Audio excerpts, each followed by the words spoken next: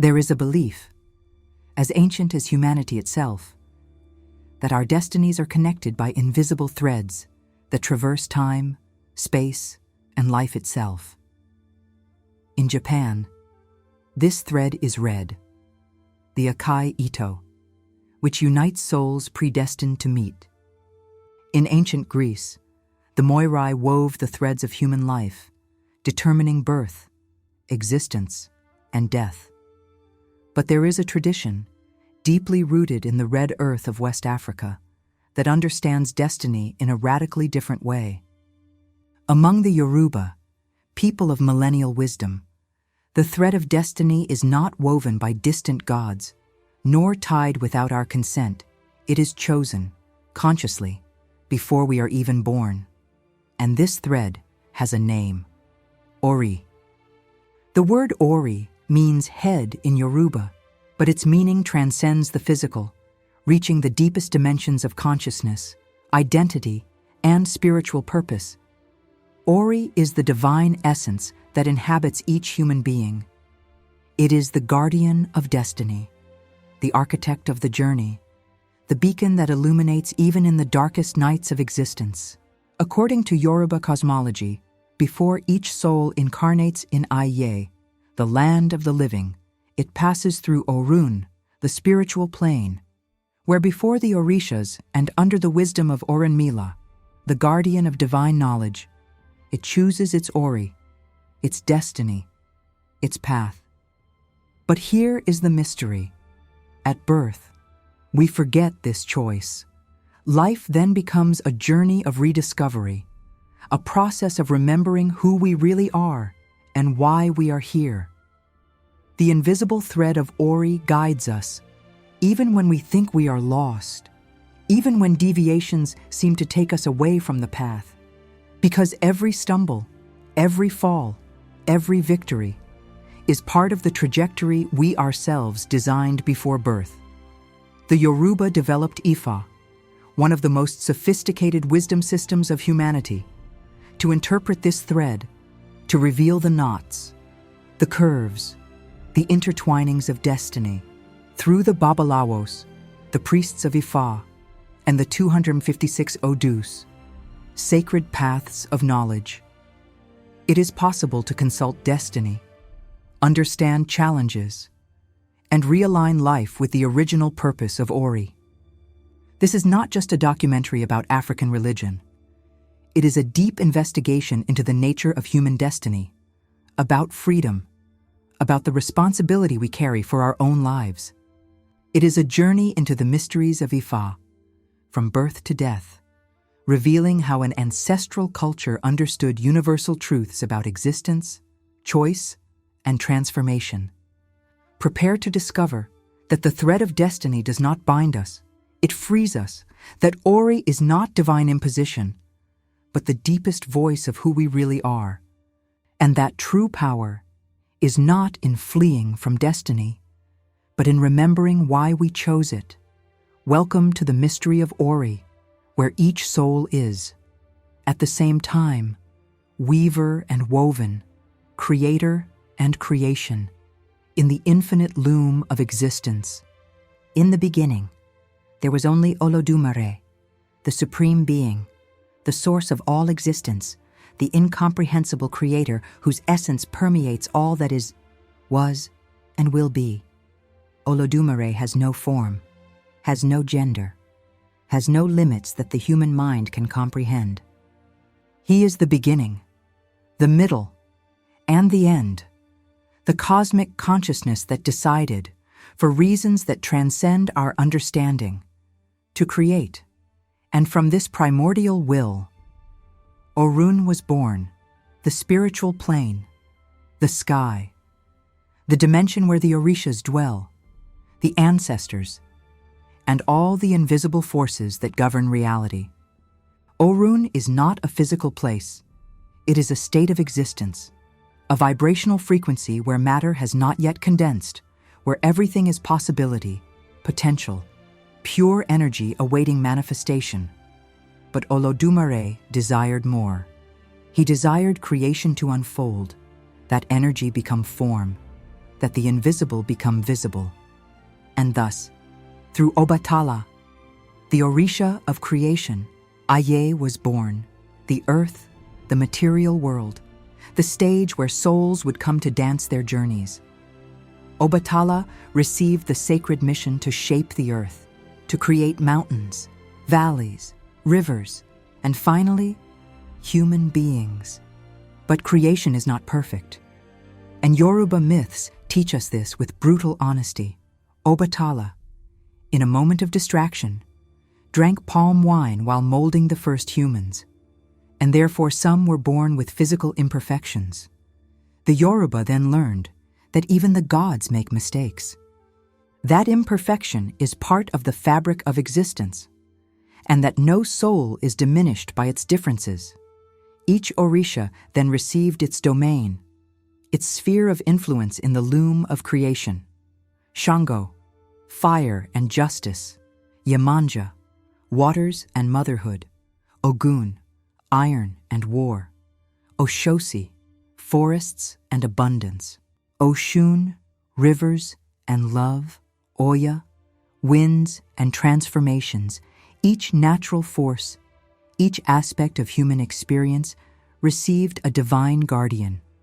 But there was one orisha whose mission was different from all others, Orunmila, also called Ifa, the witness of creation. The one who was present when Olodumare wove the destiny of all things. Orunmila is the guardian of knowledge, the interpreter of paths, the orisha who knows the past, the present, and all possibilities of the future. He does not control destiny, but reveals it. He does not impose paths, but illuminates choices. And it was Orunmila who brought to human beings the system of Ifa, the divine language that allows incarnated souls to remember, even if partially, the thread of destiny they chose in Orun. According to Yoruba tradition, each soul, before being born, is summoned before Olodumare and the orishas. There, in that sacred moment between worlds, it chooses its ori, its destiny, the lessons it will need to learn, the challenges it will face, the gifts it will carry. This choice is not random. It is the result of previous lives, accumulated karma, promises made on the spiritual plane. It is the soul's commitment to its own evolution. But here is the deep mystery. When crossing the veil between Orun and Aye, when being born, the soul forgets. Knowledge of the chosen destiny is erased from conscious memory. Why? Because, according to Yoruba sages, if we remembered our destiny completely, there would be no true journey, there would be no growth, there would be no merit in choices. Life would become a rehearsed play, where each actor simply recites memorized lines. Forgetting is, therefore, an essential part of the process. It is what makes rediscovery meaningful, what transforms knowledge into wisdom, what makes life a real adventure and not a simulation. But Olodumare, in his infinite compassion, did not leave souls completely helpless. He gave human beings the ori, the inner voice that whispers the path, the intuition that guides, the instinct that alerts. And he gave Ifa, the oracular system. That allows consulting the spiritual plane, that reveals fragments of chosen destiny, that offers advice from the orishas, that realigns the thread when it becomes tangled. Yoruba cosmology is, therefore, a system of spiritual responsibility. We are not victims of a cruel destiny imposed by capricious gods. We are, each of us, co-creators of our reality. We choose, we forget, and we spend our whole lives trying to remember. And in this journey of rediscovery, we find our true power. The orishas are not tyrannical lords, but guides, archetypes, forces that live inside and outside of us. They mediate between Olodumare and humanity, between Orun and Aye, between the divine and the earthly. Worshipping the orishas, therefore, is not submitting, but recognizing oneself. It is honoring the forces that compose our own nature. It is seeking balance among the different aspects of who we are. Ifa's divine loom is infinitely complex. It has 256 odus, each containing stories, proverbs, advice, and revelations about different aspects of human experience. Each odu is like a chapter in the great book of destiny, and each person, at birth, is connected to one or more of these paths. The Babalawo, the priest of Ifa, is trained for years, sometimes decades, to memorize these paths, to understand their nuances, to interpret how they apply to the life of each consultant. He does not guess the future. He reveals patterns. He shows possibilities. He offers the map, but who walks is the person. And so, the cosmology of Ifa teaches us that the universe is a giant loom, where each thread is a soul, each knot is an encounter, each color is an experience. Olodumare is the supreme weaver. The orishas are threads of different colors, and we, humans, are simultaneously threads and weavers, creations that also create, destinies that also choose. This is the foundation upon which all Yoruba understanding of destiny rests.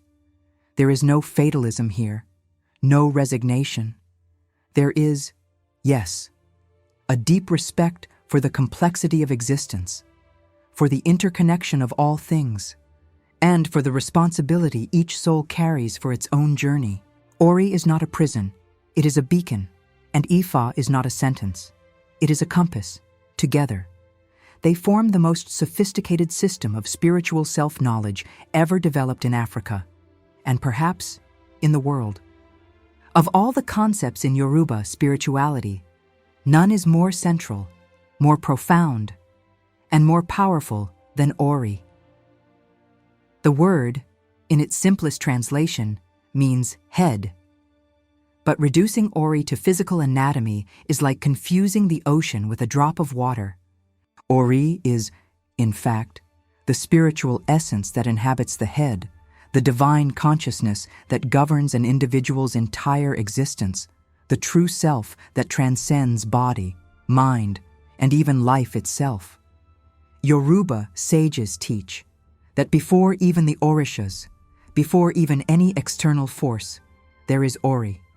There is a sacred proverb that says, Ori lo dani, ki orisa o dani, which means, it is Ori that can save us, not the orishas. This is a revolutionary statement. Imagine a spiritual tradition that places inner divinity, personal power, above even the gods. The orishas are powerful. Yes, they are cosmic forces that move mountains and rivers. But Ori is supreme in each individual's life, because Ori is you, the highest version, the wisest, the most connected version of yourself. To fully understand Ori, we need to distinguish its two manifestations. There is Ori Ode, the outer head, the physical head we see, touch, and that houses the brain. This is the material dimension, the biological structure, the vessel. But there is also, and here is the mystery, Ori Inu, the inner head, the spiritual consciousness, the divine spark that chose this body, this life, this destiny. Ori Inu is invisible to physical eyes, but is perceptible to those who cultivate spiritual sensitivity. It manifests through intuition, through dreams, through that inner voice that sometimes whispers truths that the rational mind cannot explain. It is Ori Inu that carries the memory of the destiny chosen in Orun, even when the conscious mind has forgotten. It is he who pulls us, gently or forcefully, back to the path when we deviate. It is he who makes us restless when we are living in misalignment with our purpose. And it is he who fills us with peace, that inexplicable peace, when we are finally on the right path. Ori is not passive. It is the ruler, the king, the supreme commander of our journey. The Yoruba say that Ori is like a monarch sitting on the throne of the head, from where it observes, decides, and governs all existence. When a person faces difficulties, when paths seem blocked, when nothing works despite all efforts, Yoruba sages first investigate Ori. Is it weak? Is it being neglected? Is it in conflict with the choices the person is making in material life? A strong Ori, well-nourished spiritually, well-respected, is capable of opening doors that seemed permanently closed. It is capable of attracting opportunities, people, and circumstances that facilitate the fulfillment of destiny. A neglected Ori, on the other hand, can make life inexplicably difficult, not as punishment, but as a natural consequence of misalignment.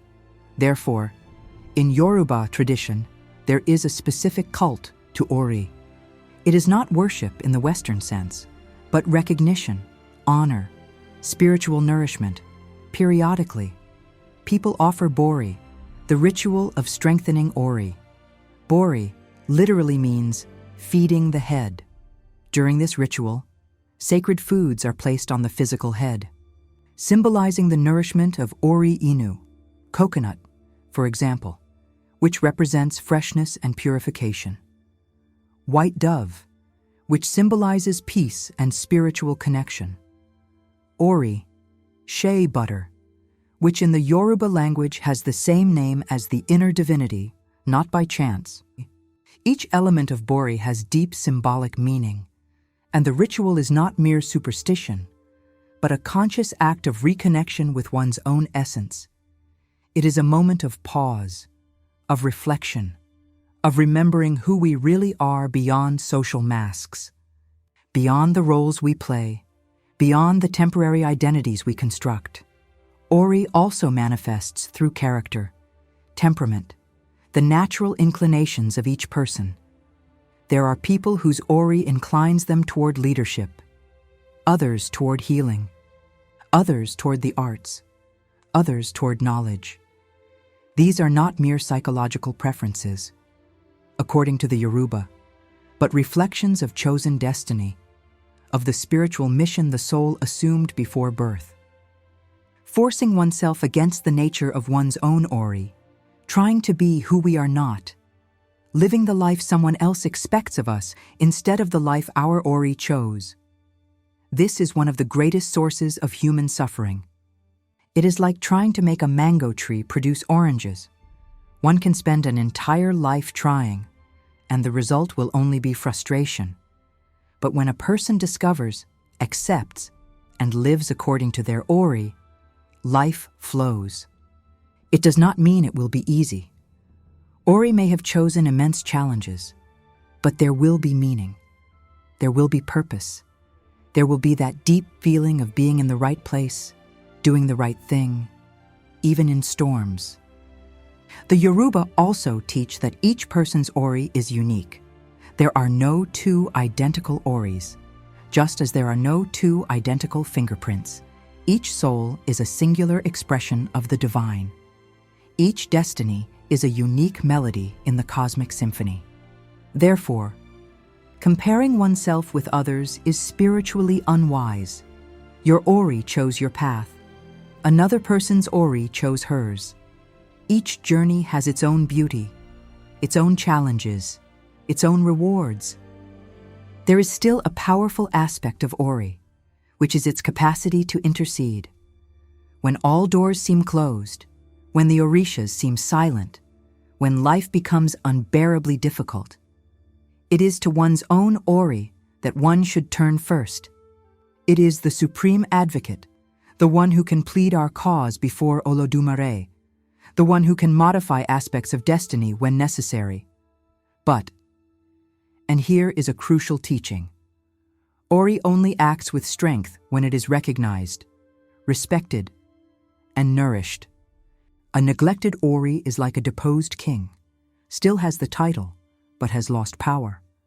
An honored Ori, on the other hand, is a formidable ally in life's journey. This concept of Ori challenges many Western assumptions about spirituality. We are not powerless supplicants before all-powerful gods. We are not victims of cruel destiny. We are not pawns in a cosmic game. We are, each of us, bearers of a divine spark, of inner wisdom, of a power that, when recognized and aligned, can completely transform the experience of existence. Ori is, ultimately, the bridge between human and divine, between Aye and Orun, between who we think we are and who we really are, and understanding it, honoring it, living in harmony with it, is the true path of Yoruba wisdom.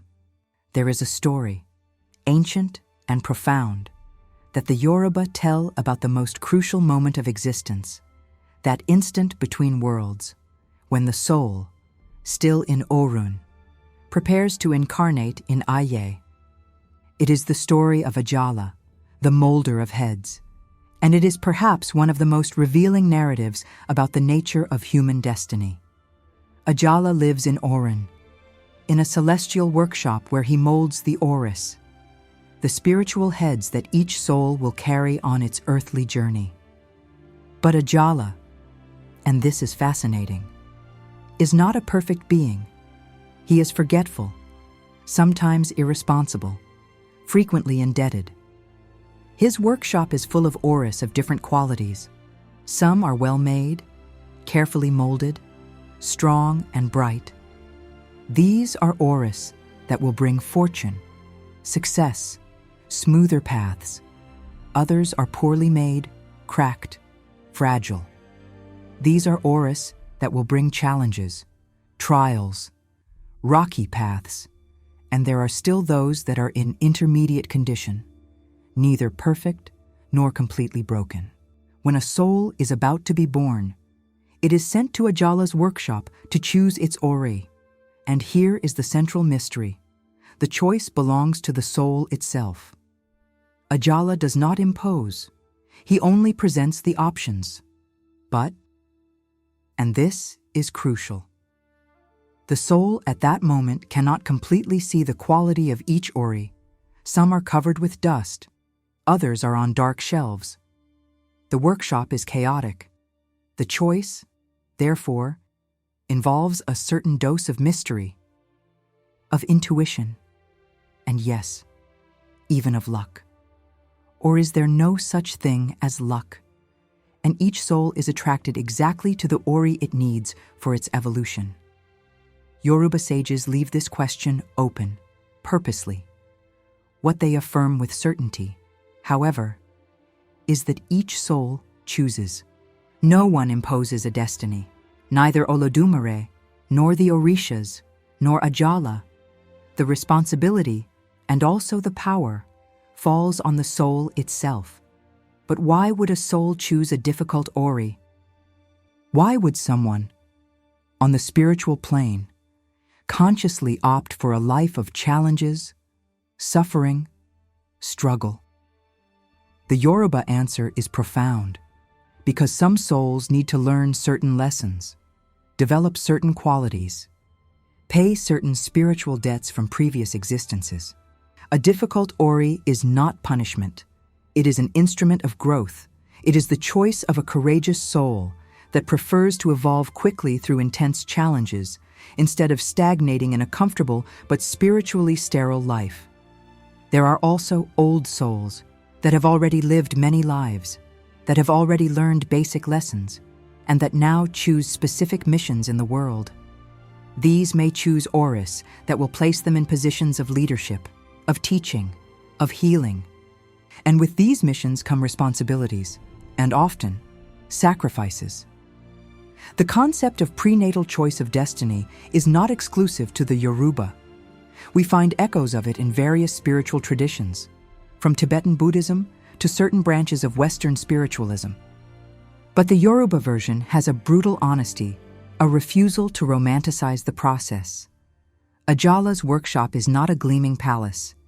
It is an imperfect place, chaotic, like life itself. And the choice is not made with total clarity. There is uncertainty. There is risk. This is a powerful metaphor for the human condition. We make choices, constantly, without completely knowing their consequences. We choose careers, relationships, paths, based on partial information, on intuitions, on hopes. And sometimes, we discover we chose a cracked ori, a path more difficult than we imagined. The question then becomes, what to do with the choice made? The Yoruba do not believe in passive resignation. Choosing a difficult ori does not mean simply accepting suffering. It means, yes, that challenges will come, but also that we have the inner strength necessary to face them. Otherwise, our soul would not have made this choice. There is also a communal aspect to this cosmology. Souls do not choose their oris in isolation. They are part of spiritual families, lineages, groups that incarnate together to fulfill collective missions. Therefore, we are often born into families where there are repeated patterns, similar challenges, similar gifts. It is not coincidence. It is part of the greater plan. The Yoruba speak of Egbe Orun, the spiritual companions that each soul possesses in Orun. Before being born, we make agreements with these other souls. We promise to meet in Aye, to help each other, to grow together. Some of these agreements manifest as family relationships, others as deep friendships, still others as brief but transformative encounters. Have you ever met someone and immediately felt an inexplicable connection, as if you had known that person for centuries? The Yoruba would say that you are from the same Egbe Orun, that you promised to meet, and that both oris conspired for that encounter to happen. But here is something important. Not every Egbe Orun encounter is destined to last forever. Some people enter our lives, fulfill their purpose, teach us what we needed to learn, and then it is time to move on. And this does not diminish the importance of the encounter. It does not mean the love was not real. It means the agreement was fulfilled, the lesson was learned, and now each must continue their individual journey. Trying to force the permanence of a relationship whose spiritual purpose has already been completed is like trying to hold water in your hands. It causes unnecessary suffering. Wisdom lies in recognizing, thanking, blessing, and releasing. There are also challenging encounters with people who hurt us, betray us, disappoint us deeply. How to explain this in the view of intertwined destinies?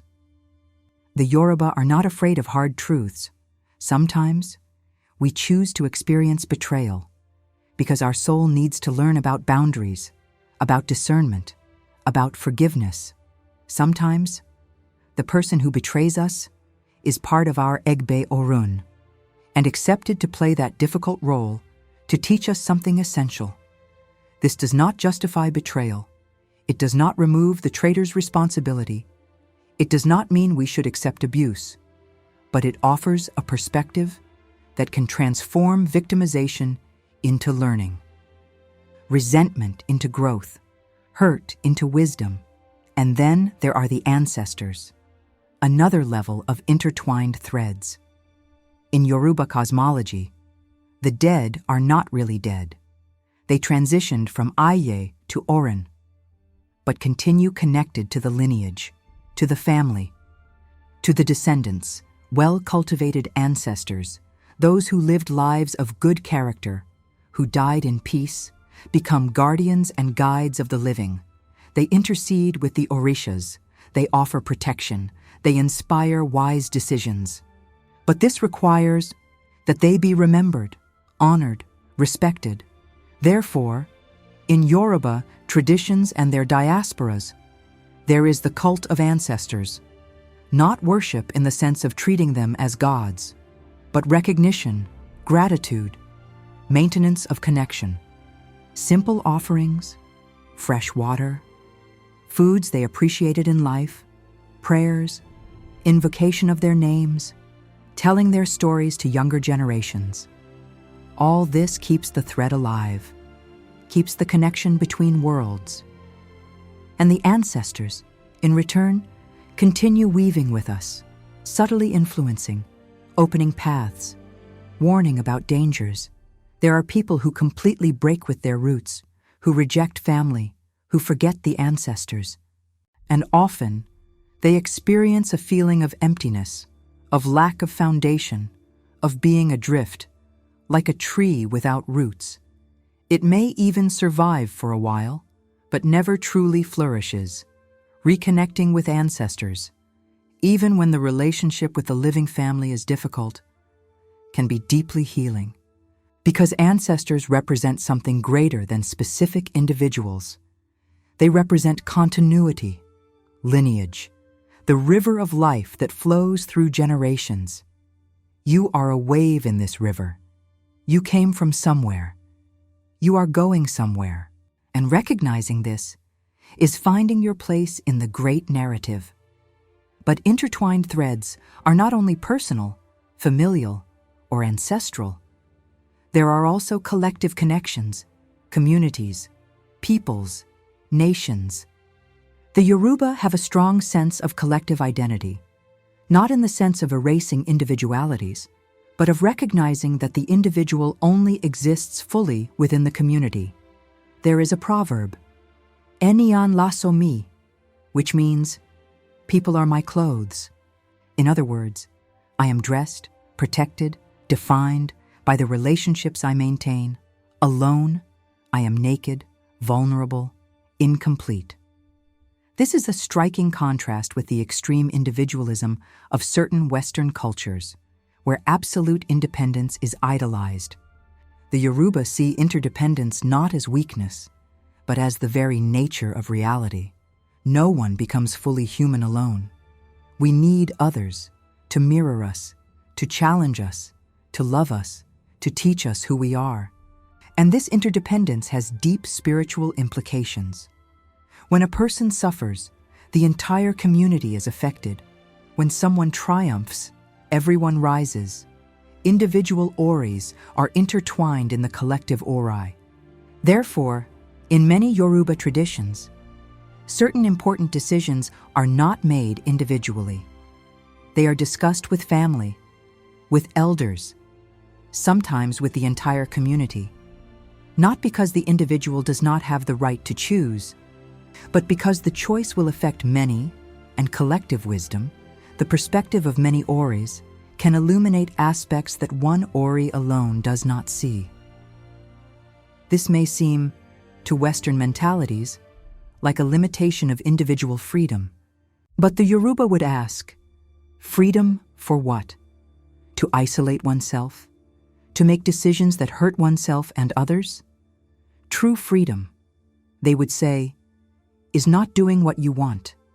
It is doing what you must, what is aligned with your ori, and in harmony with the oris around you. And often, we discover that what is best for us is also best for those with whom we are connected. The threads do not bind us, they sustain us. There are also spiritual connections with the land, with specific places, with nature. In the Yoruba view, everything has us, everything has spirit, trees, rivers, mountains, winds. And these natural forces, these spirits of the earth, are also part of the web of relationships. Certain places are powerful, charged with spiritual energy. Certain places are sacred, dwellings of orishas or ancestors, and a person, depending on their ori, may have a special connection with certain places, feeling called to a specific forest, to a specific river, to a specific mountain. This is not accidental. It is spiritual recognition. It is ori identifying where its energy harmonizes, where it can strengthen, where it can reconnect. Therefore, in Yoruba traditions, there is the concept of places of power, where important rituals are performed, where ibos are offered. not because the orishas are only in those places, but because there the veil between worlds is thinner. Communication is clearer, transformation is more potent, and when the African diaspora was violently torn from their lands, taken to distant continents, one of the deepest losses was the disconnection from sacred places. But the Yoruba spirit is resilient. Wherever they went, they found new places of power, new rivers for ocean, new forests for Oshosi, new crossroads for Eshu. Because sacredness is not only in the place, it is in the relationship, in the intention, in the recognition. And so the threads extended, crossed oceans, connected continents. The African Egbe Orun met the American Egbe Orun, and a new tapestry began to be woven. Neither completely African nor completely American, but something new, something transformed, maintaining the essence but adapting the form. This is the nature of intertwined threads. They are flexible, adaptive, but also incredibly strong. You can pull, you can stretch, but it does not break easily. The connection between souls, between families, between communities, between land and spirit, persists through time, through distance, even through death. And understanding this, understanding that we are not alone, that we are part of something infinitely greater, is simultaneously humbling and empowering. Humbling, because we realize we are not the center of the universe, that our individual journey, however important it is to us, is just one thread among countless. Empowering, because we realize we do not need to carry everything alone, that we have visible and invisible allies, that there is a web of support, of shared purpose, of collective destiny. The Yoruba remind us, therefore, to look beyond ourselves, to honor connections, to nurture relationships, to respect ancestors, to care for community, to recognize that each person we meet, each place we visit, each moment we live, is an intertwining of threads, is part of the greater design. And when we live with this awareness, when we treat each encounter as sacred, when we recognize the divine in each other, something magical happens. The cosmic loom becomes visible, at least for a moment, and we realize, with overwhelming clarity, that separation is illusion, that we have always been connected, that we have always been part of the same fabric, of the same dance, of the same shared destiny. If Ori is the chosen destiny, Ifa is the language that reveals it. Among all wisdom systems developed by humanity, few are as sophisticated, as complex, and as profound as Ifa. It is not divination in the vulgar sense. It is not fortune-telling. It is not superstitious prediction of the future. Ifa is, in fact, a spiritual science, a literary corpus, a philosophical system, and a technology of self-knowledge, all interwoven in a single millennial tradition. The name Ifa refers both to the oracular system and to Orunmila himself, the Orisha witness of creation, the one who was present when Olodumare wove the destiny of all things. Orunmila does not control destiny, but knows it. He saw, he knows, he can reveal. And it was he who, in an act of supreme compassion, brought the knowledge of Ifa to human beings, so we would not walk completely blind. The Ifa system is built on the Odus, 256 sacred paths of knowledge. Each Odu is a compendium of stories, proverbs, advice, and revelations about different aspects of human experience. The 256 Odus are derived from 16 main Odus, which in turn combine in various ways to produce the 256. It is a binary system, mathematically elegant, surprisingly similar to principles that would later be discovered in modern computing. But Ifa precedes all this, by millennia. How does Ifa consultation work? The process is ritualistic, precise, and deeply symbolic. The Babalawo, The priest of Ifa uses sacred tools to establish communication with the spiritual plane. The main tool is the icon, 16 specially consecrated palm seeds. These seeds are considered the face of Orunmila, his material presence. The Babalawo manipulates the seeds with ritual precision, marking patterns in the Iyerosun, the sacred powder spread on the Opon Ifa, the divination tray. Each pattern reveals an Odu, or a combination of Odus. Alternatively, the Babalawo can use the Ople, a divinatory chain with 8 seed halves or shells. When casting the Ople, the way the pieces fall reveals the Odu. This method is faster, but considered less formal than using the icon. But here is what is truly remarkable. The Babalawo does not invent the answer. He is not doing cold reading. He is not manipulating the consultant. The Odu that emerges determines which of the 256 paths of knowledge will be consulted. And each Odu contains hundreds, sometimes thousands, of specific stories and proverbs. The Babalawo spends years, often decades, memorizing this immense literary corpus. It is like memorizing an entire library. Each story within an Odu offers insights into specific life situations, relationships, health, business, spirituality, conflicts, opportunities. The Babalawo, through his training and spiritual sensitivity, identifies which story within the revealed Odu applies to the consultant's specific situation. But Ifa does not stop at revelation. Each Odu also prescribes Ibo, the adjustment rituals, the offerings, the specific actions that can realign the person with their destiny. It may be an offering to a certain orisha. It may be a ritual bath with specific herbs. It may be a behavior change. It may be charity work. It may be simply awareness, the knowledge that certain challenges are coming, and mental preparation to face them. The philosophy behind Ifa is that knowledge is power. We cannot completely change our destiny. It was chosen in Orun, but we can navigate this destiny with wisdom. We can minimize unnecessary suffering. We can maximize opportunities.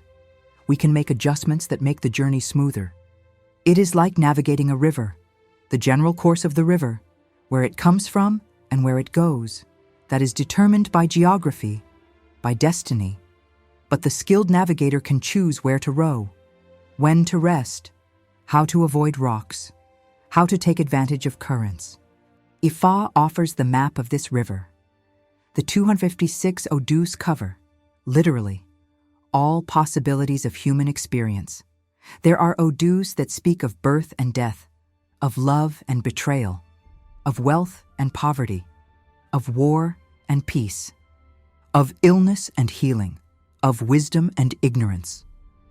There is no human situation that has not been contemplated, codified, and preserved in this system, and within each Odu, there are layers of meaning. An Odu can reveal different things depending on the context, on the specific question, on the consultant's life moment. This is why the same Odu can be consulted by different people, or by the same person at different times, and offer completely distinct insights. The Babalawo is not just a memorizer. He is an interpreter, a mediator between worlds. He needs developed spiritual sensitivity, sharpened intuition, capacity to listen not only to the consultant's words, but to what is not being said. He needs to feel, perceive, understand nuances. A truly wise Babalawo is, simultaneously, a scholar, a psychologist, a spiritual counselor, and a spokesperson for the orishas. But Ifa is not infallible, and the Yoruba themselves recognize this. The system reveals probabilities, tendencies, probable paths, but human free will can always alter outcomes. If Ifa reveals danger ahead, but prescribes an Ibo, and the person performs the Ibo with faith and discipline, the danger can be mitigated or even completely avoided. On the other hand, if Ifa reveals success ahead, but the person becomes arrogant and negligent, that success can slip through their fingers. Ifa shows the way, but who walks is the person. There is also a deep ethical aspect in Ifa. The system is not morally neutral. It always guides toward balance, toward harmony, toward what the Yoruba call iwa pele, good character. If someone consults Ifa seeking how to harm another, or how to obtain dishonest advantages, the system itself closes. The revealed Odus will be of warning, of correction, never of facilitating evil, because Ifa, ultimately, serves cosmic balance. It serves the evolution of souls. It serves the greater plan of Olodumare. And this plan, always, leans toward growth, toward justice, toward harmony. Many people in the West, upon hearing about Ifa, compare it to the Chinese I Ching, or to tarot, or to other oracular systems. And yes, there are similarities. All are human attempts to access spiritual knowledge, to decipher invisible patterns, to hear the voice of the divine. But Ifa has a depth, a specificity, and a breadth that makes it unique. The 256 Odus, with their thousands of stories, literally form an encyclopedia of Yoruba wisdom. Through Ifa, myths are preserved, history, traditional medicine, ethics, philosophy, cosmology. It is an entire civilization codified in an oracular system. And this is, when we think deeply, absolutely ingenious. In pre-literate times, or where writing was restricted, how to preserve complex knowledge through generations, through orality, yes, but structured orality, organized in memorizable patterns. Ifa is, among other things, a technology of cultural preservation. Each Babalawo is a living archive, a walking library, and when a Babalawo dies without having fully transmitted his knowledge, a part of human wisdom is lost. Therefore, initiation is long, rigorous, transformative. A young person who becomes an apprentice to a Babalawo is not just learning techniques. He is being inserted into a lineage of knowledge that traverses centuries, perhaps millennia. He is becoming a link in the uninterrupted chain of wisdom. And this responsibility is sacred. Today, in an increasingly materialistic world, increasingly disconnected from the spiritual, Ifa continues alive, not only in Africa, but throughout the African diaspora. In Brazil, in Cuba, in Trinidad, in the United States, wherever the Yoruba were taken by the violence of slavery, they took Ifa, they disguised it, adapted it, mixed it with other traditions to survive. But the essence remained. The Odus are still consulted, the Ibos are still prescribed. The dialogue with Ori, mediated by Ifa, continues, and in a time when so many people feel lost, without purpose, without direction, Ifa offers something profound. It does not offer easy answers. It does not promise instant wealth or effortless happiness, but it offers meaning. It offers the possibility of understanding, of aligning, of remembering. It offers a map for those willing to make the journey. And perhaps, in the end, that is what really matters. Not escaping destiny, but understanding it. Not avoiding the path, but walking with wisdom. Not denying challenges, but facing them knowing they are part of a greater purpose. Ifa is, therefore, much more than a divination system. It is a philosophy of life, a spiritual technology, a bridge between human forgetting and divine memory. It is the voice of Orunmila, whispering through the centuries, reminding each soul, you chose this path. You have the strength to walk it, and I am here to help you remember. There is a paradox at the heart of Yoruba philosophy that has confused and fascinated scholars for generations. If destiny was chosen before birth, If Ori already defined the path in Orin, then where is freedom? If everything has already been determined, do we still have choice? Or are we just actors reciting an already written script, puppets dancing on invisible strings? The Yoruba answer is simultaneously, yes and no. And it is in this ambiguity, in this creative tension, that one of the deepest wisdoms about human existence resides. Destiny exists. This is undeniable in Yoruba cosmology. Ori was chosen. Certain main events of life were defined before birth. Important encounters, crucial challenges, specific opportunities. All this is part of the fabric of destiny. But, and here is the twist, the way we respond to these events, the choices we make within the context of destiny, this remains free. It is like a play. The stage is set. The main characters are defined. The main acts have been outlined. But the specific lines, the exact movements, the nuances of interpretation, all this can vary. Two actors can represent the same role in completely different ways. And it is in this variation, in this unique interpretation, that human freedom manifests. The Yoruba have a fundamental concept to understand this. Ase is vital energy, the power of realization, the force that allows manifesting intentions in the material world. Each person is born with a certain amount of Ase, determined partially by the chosen Ori. But Ase is not static. It can grow or diminish depending on our actions, on our choices, on how we live. Right actions, aligned with Iwa Pele, good character, increase Asa. Words of power, blessings, appropriate rituals, all strengthen Asa. On the other hand, destructive actions, lies, betrayals, gratuitous violence, all diminish Asi. And when Asi is low, even a favorable destiny can become difficult to realize. On the other hand, destructive actions, lies, betrayals, gratuitous violence, all diminish Asi.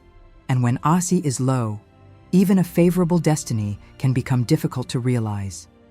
It is like having a map to a treasure, but not having energy to make the journey.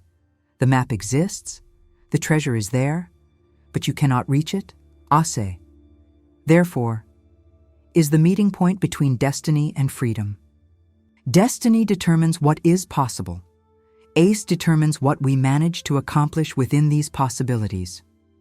And we have control over our Asi, at least partially.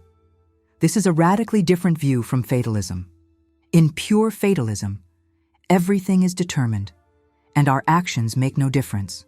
What will be, and there is nothing to do. But Yoruba philosophy rejects this nihilism. Yes, certain aspects are determined, but our response matters. Our choices have real consequences. Our character shapes our destiny as much as our destiny shapes our character. There is a famous story in the Odus of Ifa that perfectly illustrates this principle. It is the story of two friends who consulted Ifa before a long journey. The oracle revealed that both would face great danger, but that one would survive and the other would not. Ifa prescribed specific ibos, offerings, sacrifices, for both. The first friend, confident in his own abilities, ignored the ibo. I am strong, he thought. I am intelligent. I can handle any danger. The second friend, respectful and humble, performed the ibo completely, even without fully understanding how that would protect him. During the journey, both faced a terrible storm at sea. The boat began to sink. The first friend, strong and confident, fought bravely against the waves, but his strength was not enough, and he drowned. The second friend, physically weaker, was saved by a piece of wood that floated to him, exactly at the right moment. Coincidence? The Yoruba would say no. The performed Ibo, respect for Ori, alignment with spiritual forces, All this created the conditions for salvation to be possible. The lesson is not that destiny can be completely avoided. Both face the predicted danger. But it is that our response to destiny, our spiritual preparation, can dramatically alter the outcome. The paradox between destiny and freedom also manifests in how the Yoruba understand suffering. If someone suffers, would it be because their Ori chose this? Would it be because there is a lesson to be learned? Or would it simply be because the person made bad choices? The answer, frequently, is all alternatives at the same time. Certain sufferings are part of the chosen path. They are the tests necessary for the soul's growth. But other sufferings are completely unnecessary, result of ignorance, of arrogance, of misalignment with Ori. And discerning between the two, that is one of the great arts of spiritual wisdom. Ifa helps in this discernment. When someone consults, the oracle can reveal, this suffering is part of your path, has a purpose, go through it with dignity. Or it can reveal, this suffering is unnecessary, you are off the path, do this Igbo and realign yourself. There is no single answer, because each life is unique, each Ori is unique. Each journey has its own rules. There is also the concept of ayanmo, another Yoruba word for destiny, but with specific nuances. Ayanmo refers to aspects of destiny that are absolutely fixed, unchangeable, regardless of what we do. Death, for example, is part of the ayanmo of every living being, when it will come, how it will come. This may have some flexibility, but that it will come, this is certain. Certain important encounters in life can also be ayanmo. That person you were destined to meet, that crucial choice you would have to make, that defining moment that would shape everything that came after. But even within ayanmo, there is room for variation. It is like a river that will definitely reach the sea.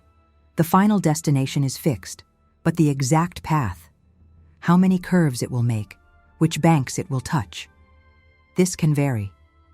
And we are, simultaneously, the river and the navigator. We are the water that flows inevitably, and also the one who decides where to row within this current. This deep understanding, that we live simultaneously under destiny and freedom, creates a specific attitude toward life. It is not passive resignation, what will be, but it is also not arrogance, I control everything. It is something in between, a delicate dance, between accepting and acting, between surrendering and fighting, between trusting and taking responsibility. The Yoruba call this wisdom, ogbon. And ogbon is not intellectual knowledge. It is lived understanding. It is knowing when to push and when to yield, when to speak and when to be silent, when to persist and when to change direction. A person with developed ogbon can navigate destiny like a master navigator, taking advantage of favorable winds, avoiding unnecessary storms, arriving at the final destination, perhaps not exactly as planned, but whole, wise, fulfilled. And here is something profound. The very act of developing ogbon, of seeking wisdom, may have been part of the chosen destiny. Perhaps your Ori chose challenges, not as punishment, but as instruments to forge wisdom. The difficulties that seemed like obstacles were actually the path itself.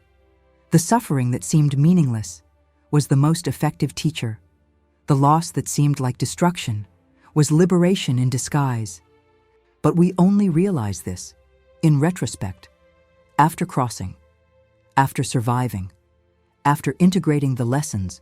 During the storm, it is difficult to see purpose. During darkness, it is difficult to trust there is a plan. And the Yoruba do not romanticize this. They do not say we should pretend gratitude for all suffering. What they say is, cross it, resist, seek spiritual help when necessary. Do the ibas, consult Ifa, strengthen your az, and trust that your Ori, even when you do not understand, even when everything seems chaos, knows where it is going. Because you chose this ori. You chose this path. And if you chose, it is because you have the capacity to cross it. Destiny is not a prison. It is a promise. The promise you made to yourself. In Orun, before forgetting. The promise to grow, to evolve, to learn, to become. And freedom, true freedom, is not in escaping this promise. It is in remembering it, in honoring it, in fulfilling it consciously. This is the dance between destiny and choice, between Ayanmo and Ase, between what was determined and what can be molded. And to dance well is to live well, is to realize what the Yoruba call a well-lived destiny. Life rarely follows a straight line, even with destiny traced, even with Ori chosen, even with Ifa guiding. We get lost, we deviate. We forget not only the destiny we chose before birth, but sometimes even who we are. And in these moments, when the thread of destiny seems tangled, when nothing makes sense, when every door closes, Yoruba wisdom offers understanding. And more importantly, offers paths of return. The Yoruba recognize, with brutal honesty, that deviating from the path is part of the human journey. We are not perfect. We are not always wise. Sometimes out of ignorance, sometimes out of arrogance, sometimes out of fear or pain. We make decisions that take us away from our Ori, that misalign us from chosen destiny. And when this happens, life becomes inexplicably difficult, not as divine punishment. The orishas are not vindictive, but as natural consequence, like when a river tries to flow against its own current. There is a specific term in Yoruba tradition, ibi, which refers to obstacles, negativities, blockages that arise when we are off the path. Ibi can manifest in many forms. Illness that has no clear medical cause, persistent bad luck in all areas of life, relationships that always end badly, opportunities that always escape at the last moment, constant feeling of being in the wrong direction, even when externally everything seems fine. When someone faces EB, the first question is not, why did the gods punish me? The first question is, where did I deviate from my path? Where did I lose alignment with my Ori? And to answer this question, Ifa is consulted. The oracle reveals, not with judgment, but with clarity, where the deviation occurred. Perhaps the person chose a career that does not correspond to their destiny, motivated by family or social pressure. Perhaps they married someone who was not part of their spiritual path, out of fear of being alone.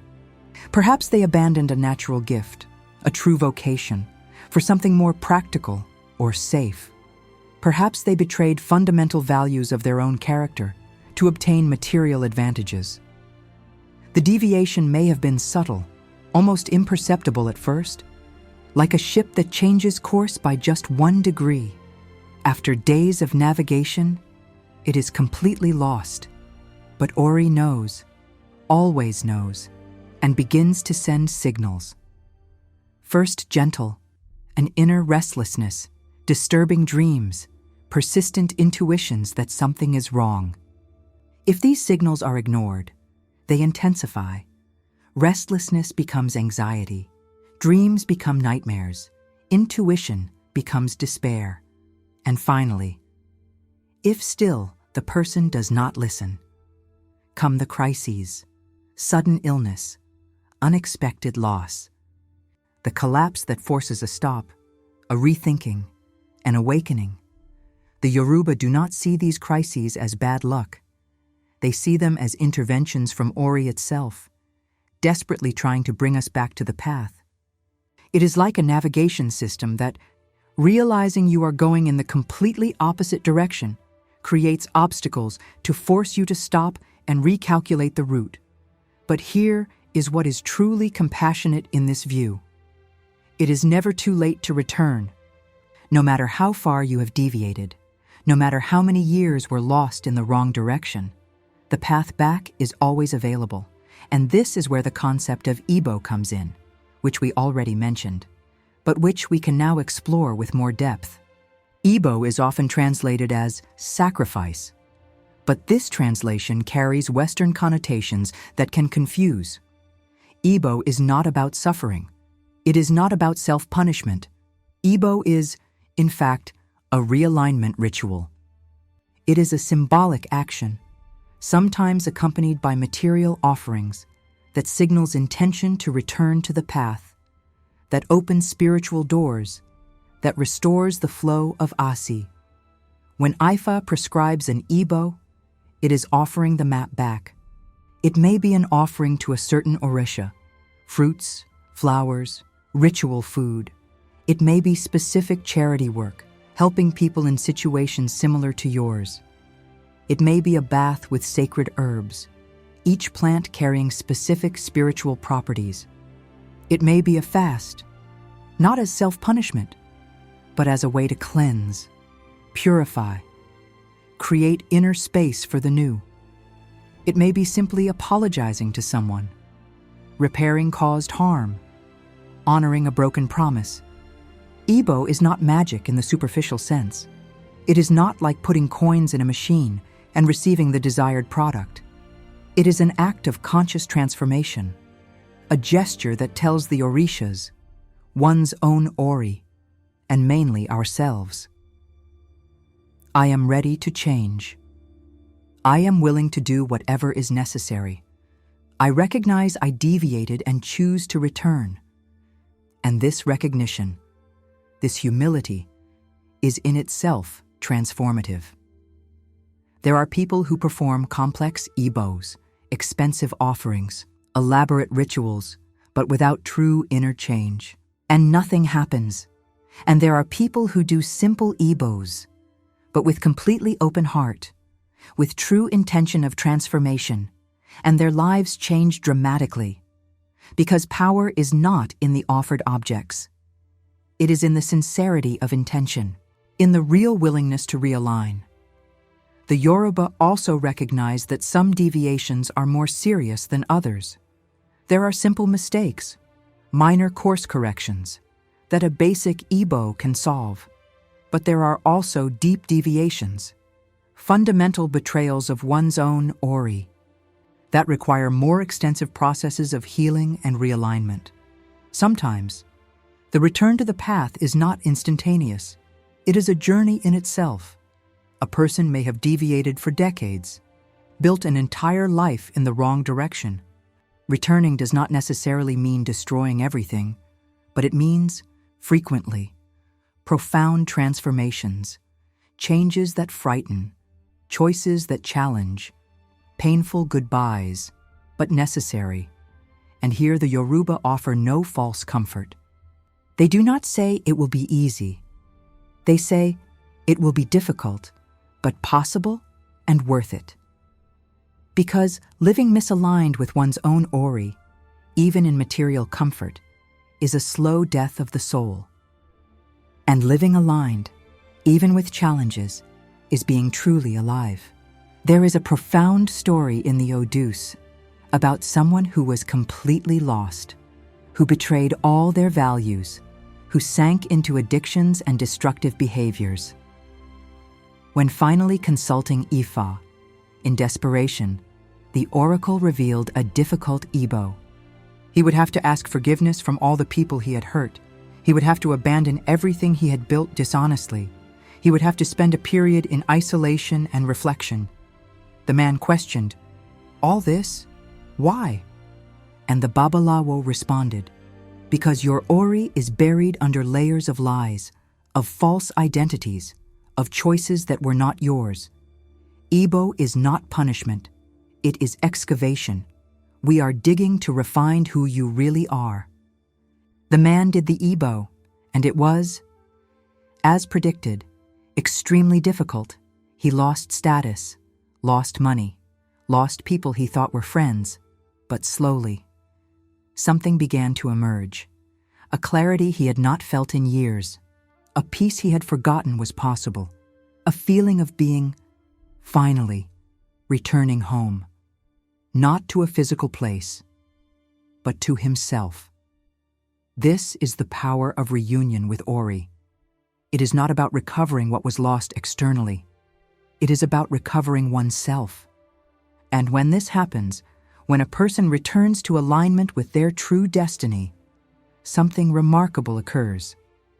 The doors that were closed begin to open, not because the gods were appeased with offerings, but because the person is now in the right place, at the right frequency. Vibrating in harmony with their own purpose, opportunities appear. Right people emerge. Paths that were invisible reveal themselves. It is not magic. It is alignment. It is spiritual physics. Like when you finally tune the radio to the correct frequency, and the music that was always there can finally be heard. The Yoruba teach, therefore, that deviations, however painful they may be, are not the end. They are, frequently, part of the path itself. Sometimes we need to get lost, to learn to find ourselves. We need to experience misalignment, to value alignment. We need to hit bottom, to gather strength to rise. And Ori, that supreme guide we chose before birth, never gives up on us. Even when we give up on ourselves, it continues there, waiting, whispering, gently pulling in the direction of home. Reunion is not guaranteed. It requires courage, humility, willingness to change, but it is always available.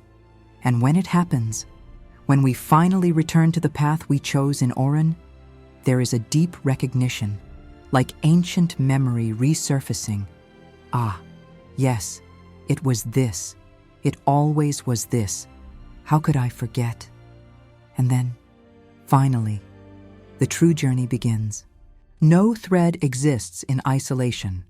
In the cosmic loom of existence, each Ori, each individual destiny, is intertwined with countless others.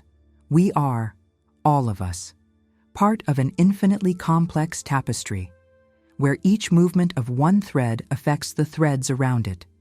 And understanding this interconnection is essential to fully understand the Yoruba view of destiny. The Yoruba do not see the individual as a completely separate entity, isolated, self-sufficient. They see each person as a knot in a network, as a note in a symphony, as a cell in a living organism. We are born into families, not by chance. We grow in communities, not by accident. We meet certain people at crucial moments, not by mere coincidence. All this is part of the greater plan, of collective choice, of intertwined destinies. There is a powerful concept, Egbe Orun, which we mentioned earlier, but which we can now explore deeply. Egbe Orun literally means celestial society, and refers to the group of souls with whom we maintain deep spiritual bonds. Before birth, in Orun, each soul belongs to an Egbe, a group of spiritual companions. These companions may have shared previous lives with us. They may have related missions. They may have complementary lessons to learn. And frequently, they make agreements to incarnate together, to support each other, to grow together. When you are born into a family, there are great chances that the main members of this family are part of your Egbe Orun. Your parents, your siblings, perhaps even some more distant relatives. You chose, mutually, these relationships, not necessarily because they would be easy, but because they would be transformative. This explains, according to Yoruba view, why certain family dynamics are so intense, so challenging, so emotionally charged. It is not accident, it is spiritual work. They are souls that committed, before birth, to challenge each other, to polish each other like diamonds, through friction. And yes, this can be extremely painful. A family can be a source of trauma, of destructive patterns, of deep wounds. Yoruba wisdom does not deny this, but it offers a different perspective. Perhaps, just perhaps, You chose to be born exactly in that family because you had something specific to learn or to teach. Perhaps your Ori knew that only through that specific challenge you could evolve. But Egbe Orun is not limited to biological family. It also includes those people whom you meet in life and immediately feel deep connection, inexplicable, as if you had known them for centuries. The Yoruba would say, "You really have known them for centuries. You are from the same Egbe. You promised to meet, and when the encounter finally happens, there is recognition. Even if the conscious mind does not remember, the soul recognizes." These encounters are never casual. They may seem like coincidences, being in the right place at the right time, but they are synchronicities, orchestrated by the Oris involved, fulfilling agreements made in Orun. Sometimes, these people come to teach us something crucial. Sometimes, they come to challenge us, to take us out of comfort zones. Sometimes, they come simply to walk beside us for a while, offering support in difficult times. And sometimes, we are those who came to teach, to challenge, or to support. Because Egbe agreements are mutual, reciprocal. No one is only teacher or only student. All are both. Romantic relationships, especially, are seen as deeply connected to destiny. When two people fall in love, it is not blind hormones. It is not just chemistry. It is the recognition of souls that perhaps have shared other lives, that perhaps have promised to meet again. But here is something important. Not every Egbe Orun encounter is destined to last forever. Some people enter our lives, fulfill their purpose, teach us what we needed to learn, and then it is time to move on. And this does not diminish the importance of the encounter. It does not mean the love was not real. It means the agreement was fulfilled, the lesson was learned, and now, each must continue their individual journey. Trying to force the permanence of a relationship whose spiritual purpose has already been completed is like trying to hold water in your hands. It causes unnecessary suffering. Wisdom lies in recognizing, thanking, blessing, and releasing. There are also challenging encounters with people who hurt us, betray us, disappoint us deeply. How to explain this in the view of intertwined destinies? The Yoruba are not afraid of hard truths. Sometimes, we choose to experience betrayal because our soul needs to learn about boundaries, about discernment, about forgiveness. Sometimes, the person who betrays us is part of our Egbe Orun and accepted to play that difficult role, to teach us something essential. This does not justify betrayal. It does not remove the traitor's responsibility.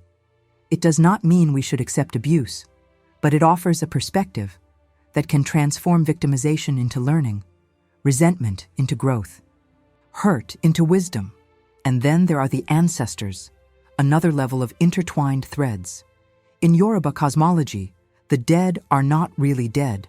They transitioned from Aye to Orun, but continue connected to the lineage, to the family, to the descendants, well-cultivated ancestors, those who lived lives of good character, who died in peace, become guardians and guides of the living. They intercede with the orishas. They offer protection.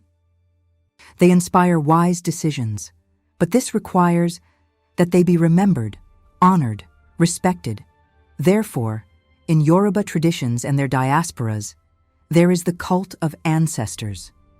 Not worship in the sense of treating them as gods, but recognition, gratitude, maintenance of connection, simple offerings, fresh water, foods they appreciated in life, prayers, invocation of their names, telling their stories to younger generations. All this keeps the thread alive, keeps the connection between worlds and the ancestors. In return, continue weaving with us, subtly influencing, opening paths, warning about dangers. There are people who completely break with their roots, who reject family, who forget the ancestors, and often they experience a feeling of emptiness, of lack of foundation, of being adrift. Like a tree without roots, it may even survive for a while, but never truly flourishes. Reconnecting with ancestors, even when the relationship with the living family is difficult, can be deeply healing. Because ancestors represent something greater than specific individuals. They represent continuity, lineage, the river of life that flows through generations. You are a wave in this river. You came from somewhere. You are going somewhere. And recognizing this is finding your place in the great narrative. But intertwined threads are not only personal, familial, or ancestral. There are also collective connections, communities, peoples, nations. The Yoruba have a strong sense of collective identity, not in the sense of erasing individualities, but of recognizing that the individual only exists fully within the community. There is a proverb, "Eniyan lasso mi," which means, "People are my clothes." In other words, I am dressed, protected, defined by the relationships I maintain alone. I am naked, vulnerable, incomplete. This is a striking contrast with the extreme individualism of certain Western cultures, where absolute independence is idolized. The Yoruba see interdependence not as weakness, but as the very nature of reality. No one becomes fully human alone. We need others to mirror us, to challenge us, to love us, to teach us who we are, and this interdependence has deep spiritual implications. When a person suffers, the entire community is affected. When someone triumphs, everyone rises. Individual oris are intertwined in the collective ori. Therefore, in many Yoruba traditions, certain important decisions are not made individually. They are discussed with family, with elders, sometimes with the entire community, not because the individual does not have the right to choose, but because the choice will affect many, and collective wisdom, the perspective of many oris, can illuminate aspects that one ori alone does not see. This may seem, to Western mentalities, like a limitation of individual freedom, but the Yoruba would ask, freedom for what? To isolate oneself? To make decisions that hurt oneself and others? True freedom, they would say, is not doing what you want. It is doing what you must, what is aligned with your ori, and in harmony with the oris around you. And often, we discover that what is best for us is also best for those with whom we are connected. The threads do not bind us. They sustain us. There are also spiritual connections with the land, with specific places, with nature. In the Yoruba view, everything has as, everything has spirit. Trees, rivers, mountains, winds. And these natural forces, these spirits of the earth, are also part of the web of relationships. Certain places are powerful, charged with spiritual energy. Certain places are sacred, dwellings of orishas or ancestors.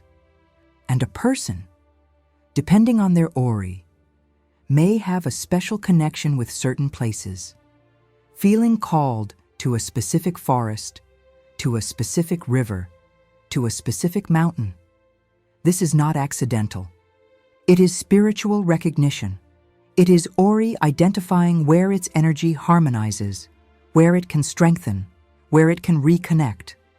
Therefore, in Yoruba traditions, there is the concept of places of power, where important rituals are performed, where ibos are offered, not because the orishas are only in those places, but because there the veil between worlds is thinner, communication is clearer, transformation is more potent. And when the African diaspora was violently torn from their lands, taken to distant continents.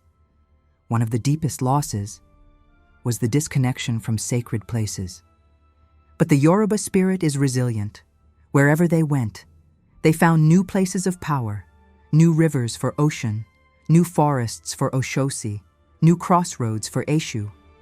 Because sacredness is not only in the place, it is in the relationship, in the intention, in the recognition, and so the threads extended, crossed oceans, connected continents. The African Egbe Orun met the American Egbe Orun, and a new tapestry began to be woven, neither completely African nor completely American, but something new, something transformed, maintaining the essence but adapting the form. This is the nature of intertwined threads. They are flexible, adaptive, but also incredibly strong. You can pull, you can stretch, but it does not break easily. The connection between souls, between families, between communities, between land and spirit, persists through time, through distance, even through death. And understanding this, understanding that we are not alone, that we are part of something infinitely greater, is simultaneously humbling and empowering. Humbling, because we realize we are not the center of the universe, that our individual journey, however important it is to us, is just one thread among countless. Empowering, because we realize we do not need to carry everything alone, that we have visible and invisible allies, that there is a web of support, of shared purpose, of collective destiny. The Yoruba remind us, therefore, to look beyond ourselves, to honor connections, to nurture relationships, to respect ancestors, to care for community, to recognize that each person we meet, each place we visit, each moment we live, is an intertwining of threads, is part of the greater design. And when we live with this awareness, when we treat each encounter as sacred, when we recognize the divine in each other, something magical happens. The cosmic loom becomes visible, at least for a moment, and we realize, with overwhelming clarity, that separation is illusion, that we have always been connected, that we have always been part of the same fabric, of the same dance, of the same shared destiny. Death, in the modern West, is the great taboo, the absolute end, the darkness that devours everything. We speak of it in whispers. We avoid thinking about it. We build an entire civilization trying to deny it. But in Yoruba cosmology, death is simply a transition, a return, a transformation of state. The thread of destiny that seems to break actually just changes dimension. It continues in Orun, in ancestry, in preparation for the next cycle. When someone dies, the Yoruba do not say the person died. They say she went to Orun, that she joined the ancestors, that she completed her journey in Aye. Language matters because it reflects understanding. Death is not annihilation. It is graduation. It is the end of one phase and the beginning of another. But what exactly happens to Ori, that divine essence, that true self that chose destiny, when the physical body perishes? According to Yoruba tradition, Ori returns to Orun, but it does not return empty. It does not return as it was before birth. It returns transformed, carrying the experiences, the lessons learned, the wisdom conquered, or not conquered, during life in Aye. If the person lived well, if she honored her Ori, if she developed Iwa Pele, good character, if she fulfilled the promises made before birth, the return is triumphant. Ori is received with celebration in Orun. It becomes a venerated ancestor, guardian who can now guide descendants, intercessor with the orishas. But if life was wasted, if Ori was constantly betrayed, the return is different. There is no eternal punishment. The Yoruba have no concept of hell in the Christian sense, but there are consequences. Ori may need to return, reincarnate, to complete the unfinished learning, to fulfill unhonored promises. This is the concept of atunwa, reincarnation. The Yoruba believe that souls return, frequently within the same family lineage. A child can carry the ori of a grandfather, or an uncle, or another ancestor. Signs identify this: similar birthmarks, similar temperament, or revelation through Ifa. When a child is recognized as a tunwa, as return of an ancestor, this has implications. The child carries not only her own destiny, but also the continuity of a previous destiny. She may have natural facilities, spiritually inherited gifts, but she may also carry unresolved challenges, spiritual debts, lessons that need to be finally learned. Yoruba reincarnation, however, is not exactly like in Hinduism or Buddhism. It is not an infinite cycle of suffering from which one seeks to escape. It is a process of refinement, of perfection. Each life is an opportunity to polish ori, to elevate consciousness, to come closer to spiritual fullness, and eventually, after sufficient lives, sufficient lessons, ori reaches a state where it no longer needs to return to Aye.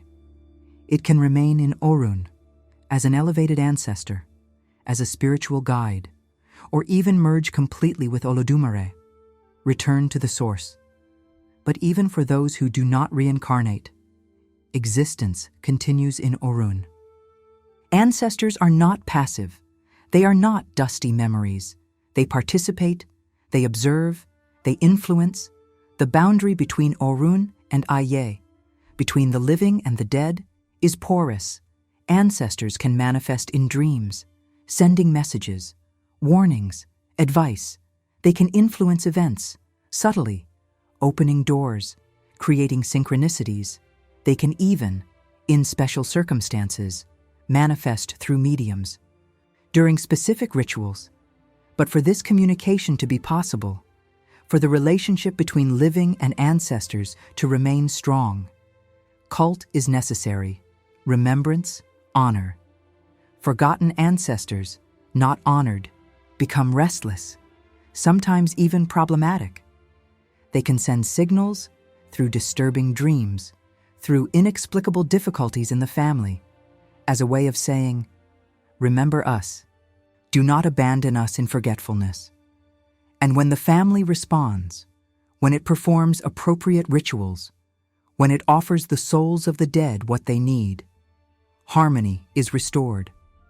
Ancestors return to being protectors instead of disturbers. This is a practical aspect, almost transactional, of Yoruba spirituality that sometimes shocks Western mentalities. But it makes sense within the logic of the system.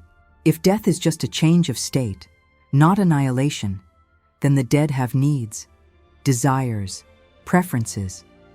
Just as the living need food, the dead need offerings. Just as the living need to be remembered, so do the dead. It is reciprocity extended beyond the veil of death. There is also the concept of cyclical time versus Western linear time. In the West, time is an arrow that goes from past to future, irreversibly. What passed? Passed, and never returns. But in the Yoruba view, time is circular, spiral. What was, will be again. But in transformed form, seasons return, generations repeat, patterns recycle. Ancestors are not in the past.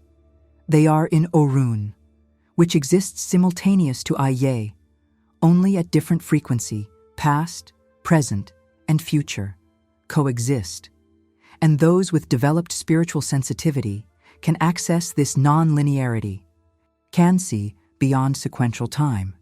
Ifa, for example, accesses this dimension when it reveals the future. It is not predicting in the sense of guessing.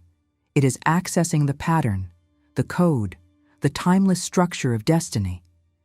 And because everything is cyclical, death is never really an end. It is a curve in the spiral, a moment of transition, before the next cycle. This understanding completely transforms the relationship with death. There is no existential panic. There is no nihilistic despair. There is, yes, sadness for physical separation. The Yoruba are not emotionless stoics. They weep for their dead. They feel the absence. They lament the loss. But they know the essence continues, that the thread was not broken, just changed looms. That reunion, at some point in the cycle, is certain, and this certainty brings a particular form of consolation, and also of responsibility. If we will meet again, in Orun, or in future lives, then how we live this life matters, not only for us, but for all we love. We want to be honored ancestors, not problematic ones. We want our descendants to feel pride, not shame. We want our Ori, when returning to Orun, to be received with joy. There are specific rituals in Yoruba funerals that facilitate this transition. They are not just farewells. They are rites of passage that help Ori detach from the body, find the way back to Orun, integrate harmoniously with the ancestors. Songs are sung, not of desperate lamentation, but of celebration, of gratitude for the lived life, of encouragement for the journey that begins. Offerings are made to strengthen the Ori of the deceased. To ensure safe arrival at destination, the orishas are invoked, especially Oya, the Lady of Winds and Transformations, who governs the boundary between worlds and who escorts souls in their passage. And the living make promises to the dead. We will not forget you. We will honor your memory. We will tell your stories. We will keep your name alive. Because as long as someone's name is spoken, as long as their stories are told, as long as their influence is felt, that person is not truly dead. They are alive in another way, woven into collective memory, part of the family's Ori, of the community, of the people. This concept of life extended through memory is powerful. It means our true death happens not when the heart stops, but when the last person who knew us also dies, and our name falls into oblivion. Therefore, leaving legacy matters, not necessarily material legacy, but impression on others' lives, stories worth telling, examples that inspire, love that transforms. And here, we arrive at a deep truth. Ori, that true self we chose before birth, never completely dies. It may transform, it may evolve, it may reincarnate, it may merge with the divine. But the essence, that unique spark, that particular note in the cosmic symphony, persists. The thread of destiny that seems so fragile, so vulnerable, reveals itself indestructible. It may change color, it may change texture, it may be woven into different patterns, but never, never is it cut. And when we understand this, when we truly internalize that we are eternal in essence, that death is illusion, that we are part of an infinite process of transformation, life in Aye gains new meaning. We are not here to accumulate, to conquer, to dominate. We are here to learn, to grow, to love, to contribute to the loom. And when our turn comes, when the body tires, when the journey in this form is completed, we can return to Orun, not with fear, but with dignity, not with resistance, but with gratitude, saying, I fulfilled what I came to do. I honored my Ori.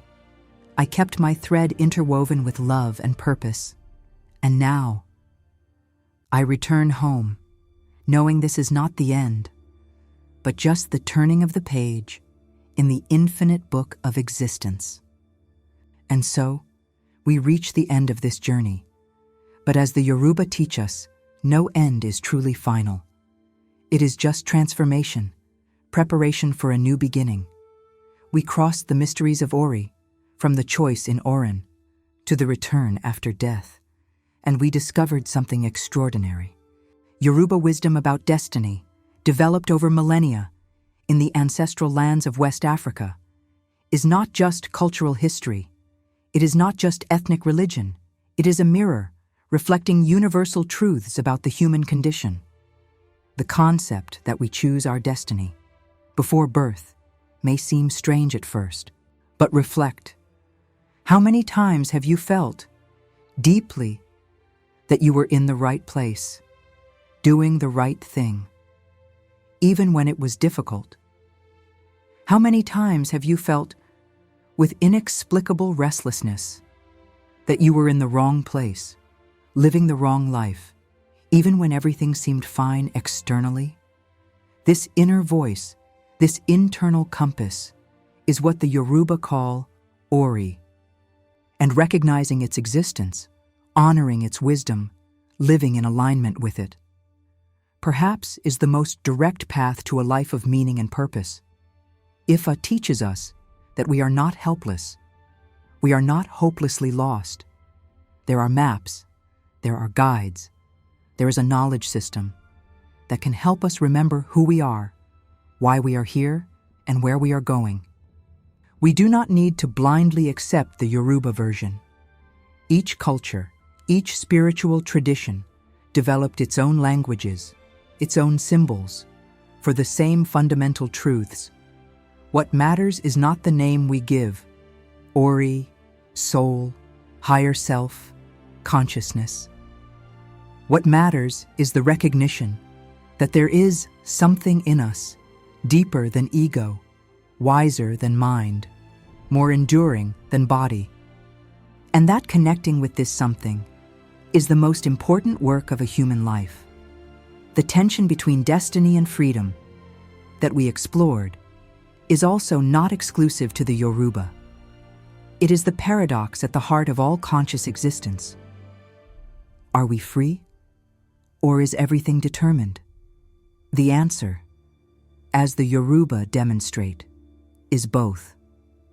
There is a structure, a context, certain parameters within which we live. But within this structure, there are infinite possibilities, and our choices matter deeply. We are neither powerless puppets nor omnipotent gods. We are something in between, co-creators, active participants in a cosmic dance. And learning the steps of this dance is wisdom, the deviations, the losses, the reunions. All this is part of the journey. No one crosses life in a straight line. All of us, at some point, get lost. All of us betray our own Ori, made choices out of fear instead of love, deviated from the path. But the Yoruba message is clear. Return is always possible. It is never too late to realign, to remember, to restart. Igbo, the realignment ritual, does not need to be literal. It can be a gesture, a change, a decision. It can be simply stopping amid life's chaos and honestly asking, am I living according to who I really am, or am I living according to who others expect me to be? And if the answer is the second, having courage, deep courage, to make the necessary changes, the intertwined threads, the shared destinies, remind us that we are not alone. Each person we meet, each relationship we form, each community we are part of, is opportunity to grow together, to weave something beautiful in the great loom of existence. And the ancestors, those who came before, are not dead past. They are living presence, accumulated wisdom, roots that sustain us. Honoring them, not with paralyzing nostalgia, but with active gratitude, is connecting with something greater than ourselves. It is recognizing we are links, in a chain that comes from afar and goes far, and death, that great fear, that shadow over all existence, loses some of its terror when we understand that it is just transition. The thread does not break, never breaks.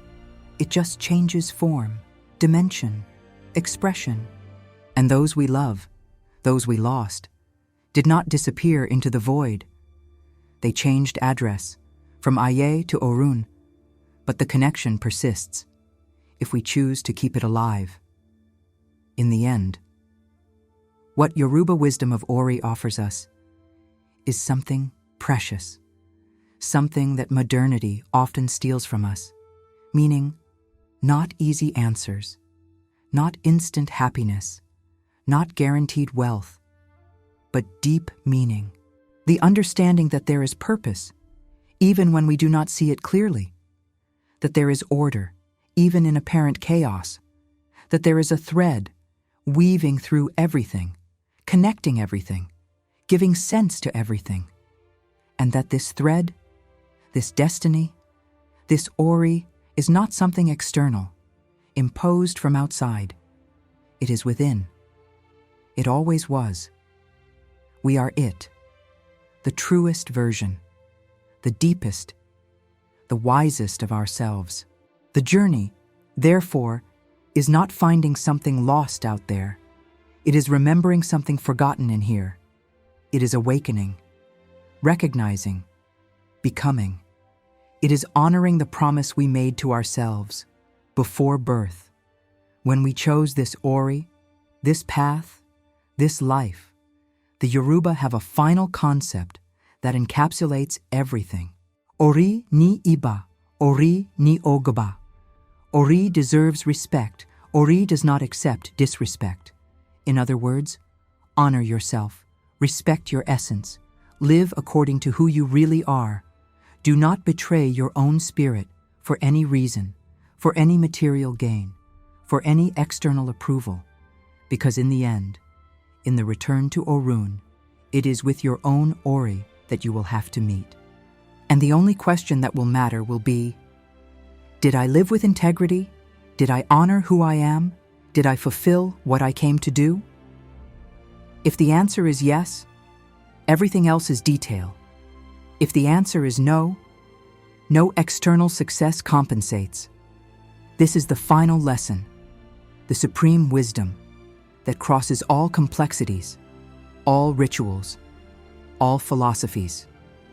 In the end, we are responsible for ourselves, for our growth, our evolution, our integrity. The orishas can guide, the ancestors can protect, Ifa can reveal, the community can support, but the journey is yours. Ori is yours, and the thread of destiny, this invisible thread that guides us, that connects us, that defines us, is not in the hands of the gods. It is in our own hands. It always was, because the thread, destiny, Ori, is us. No thread is cut. It only transforms. No destiny is fixed. It only unfolds. No soul is lost. It is just on a journey, and all, absolutely all. We are weaving together, on the same cosmic loom, creating an infinite tapestry of infinite beauty, where each thread, however simple it may seem, is essential. You are essential. Your Ori is unique, your journey has purpose, and the world needs exactly what only you can offer. So, honor your Ori, consult your inner wisdom, strengthen your A's, realign when you deviate, honor your ancestors, weave your threads with love to the threads of others, and when your time comes, when the body tires, return to Orun with head held high, knowing that you lived, that you loved, that you grew, and that you fulfilled. The invisible thread is in you. It always was. It always will be. And now, you know. So be it. Asa.